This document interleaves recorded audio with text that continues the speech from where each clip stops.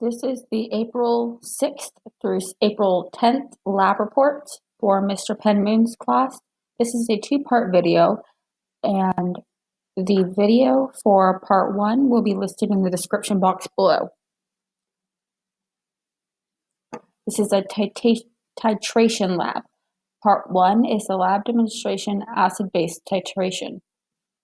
In the introduction. In this lab, you will learn how to complete a titration and learn to follow a molarity of a solution. Research question: why do we need to do titration? Hypothesis: by performing titration, you will know the molarity of a solution that you didn't know before. Variables: independent variable, acid-base indicator. Dependent variable, HCl. Controlled variable, the speed at which the indicator is added. Safety notes: be cautious using an open flame, tie up long hair, push up long sleeves, remove loose or dangling clothing and or jewelry, and wear your gloves and goggles.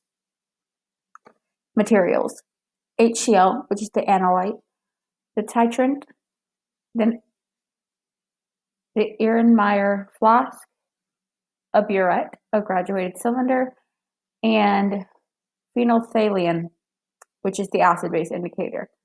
It's spelled like this, but it's pronounced like this.